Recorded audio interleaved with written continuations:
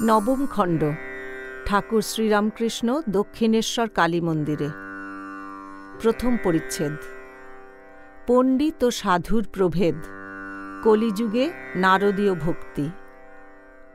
আজ বুধবার, ভাদ্র মাসের কৃষ্ণা দশমী তিথি, ২৬শে সেপ্টেম্বর ১৮৮৩ খ্রিস্টাব্দ। বুধবারে ভক্ত সমাগম কম, কেননা সকলেরই কাজকর্ম আছে। ভক্তেরা প্রায় রবিবারে অবসর হইলে ঠাকুরকে দর্শন করিতে আসেন। মাস্টার বেলা ১:৩০টার সময় ছুটি পাইয়াছেন, ৩টার সময় দক্ষিণেশ্বরে কালী মন্দিরে ঠাকুরের কাছে আসিয়া উপস্থিত। এ সময় রাখাল লাটু ঠাকুরের কাছে প্রায় থাকেন। আজ ২ ঘণ্টা পূর্বে কিশোরী আসিয়াছেন। ঘরের ভিতর ঠাকুর ছোট খাটটির উপর বসিয়া আছেন। মাস্টার আসিয়া ভূমিষ্ঠ হইয়া প্রণাম করিলেন। ঠাকুর কুশল জিজ্ঞাসা করিয়া নরেন্দ্রের কথা পাড়িলেন। শ্রীরামকৃষ্ণ মাস্টারের প্রতি: হ্যাঁ গা, নরেন্দ্রের সঙ্গে দেখা হয়েছিল? সহাস্যে: নরেন্দ্র বলেছে উনি এখনো কালীঘরে যান, যখন ঠিক হয়ে যাবে তখন আর কালীঘরে যাবেন না। এখানে মাঝে মাঝে আসে বলে বাড়ির লোকেরা বড় বেজার। সেদিন এখানে এসেছিল গাড়ি করে, সুরেন্দ্র গাড়ি ভাড়া দিচ্ছিল। তাই নরেন্দ্রের পিসি সুরেন্দ্রের বাড়ি গিয়ে ঝগড়া করতে গিয়েছিল। ঠাকুর নরেন্দ্রের কথা কহিতে কহিতে গাত্রোত্থান করিলেন। কথা কহিতে কহিতে উত্তর পূর্ব বারান্দায় গিয়া দাঁড়াইলেন। সেখানে হাজরা, কিশোরী, রাখালাদি ভক্তেরা আছেন। অপরাহ্ন হইয়াছে। শ্রীরামকৃষ্ণ: হ্যাঁ গা, তুমি আজ যে বড় এলে, স্কুল নাই? মাস্টার: আজ ১:৩০টার সময় ছুটি হয়েছিল। শ্রীরামকৃষ্ণ: কেন এত সকাল? মাস্টার: বিদ্যাসাগর স্কুল দেখতে এসেছিলেন। স্কুল বিদ্যাসাগরের, তাই তিনি এলে ছেলেদের আনন্দ করবার জন্য ছুটি দেওয়া হয়। শ্রীরামকৃষ্ণ: বিদ্যাসাগর সত্য কথা কয় না কেন? সত্য বচন পরস্ত্রী মাতৃ সমান, এইসে হরি না মিলে তুলসী ঝুট জবান। সত্যতে থাকলে তবে ভগবানকে পাওয়া যায়। বিদ্যাসাগর সেদিন বললে এখানে আসবে, কিন্তু এলো না। পণ্ডিত আর সাধু অনেক তফাৎ। শুধু পণ্ডিত যে তার কামিনী কাঞ্চনে মন আছে, সাধুর মন হরিপাদপদ্মে। পণ্ডিত বলে এক আর করে এক। সাধুর কথা ছেড়ে দাও। যাদের হরিপাদপদ্মে মন, তাদের কাজ কথা সব আলাদা।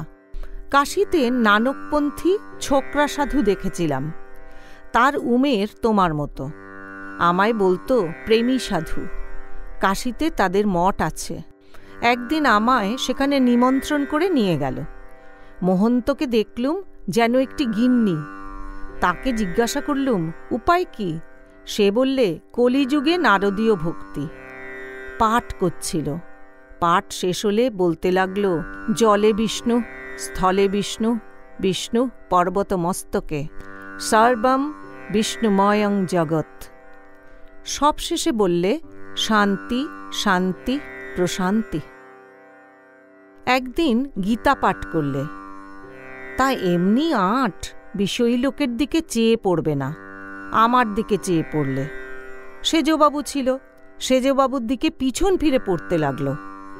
সেই নানকপন্থী সাধুটি বলেছিল উপায় নারদীয় ভক্তি।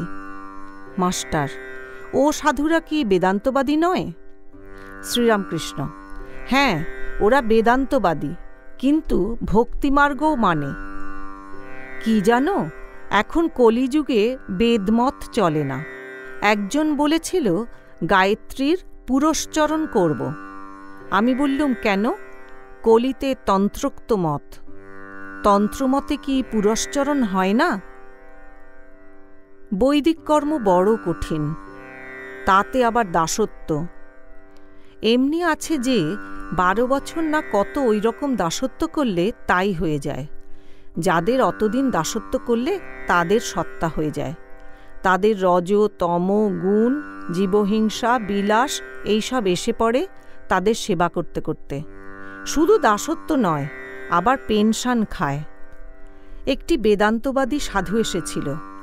মেঘ দেখে নাচত, ঝড় বৃষ্টিতে খুব আনন্দ।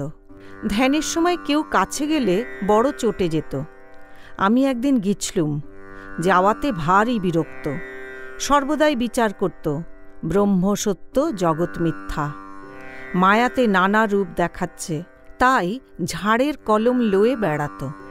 ঝাড়ের কলম দিয়ে দেখলে নানা রং দেখা যায়, বস্তুত কোনো রং নাই। তেমনি বস্তুত ব্রহ্ম বই আর কিছু নাই, কিন্তু মায়াতে, অহংকারেতে নানা বস্তু দেখাচ্ছে। পাছে মায়া হয়, আসক্তি হয়, তাই কোনো জিনিস একবার বই আর দেখবে না। স্নানের সময় পাখি উড়ছে দেখে বিচার করত। দুজনে বাহ্যে যেতুম, মুসলমানের পুকুর শুনে আর জল নিলে না। হলধারী আবার ব্যাকরণ জিজ্ঞাসা করলে, ব্যাকরণ জানে, ব্যঞ্জনবর্ণের কথা হল। 3 দিন এখানে ছিল। একদিন পোস্তার ধারে সানাইয়ের শব্দ শুনে বললে, যার ব্রহ্মদর্শন হয় তার ওই শব্দ শুনে সমাধি হয়।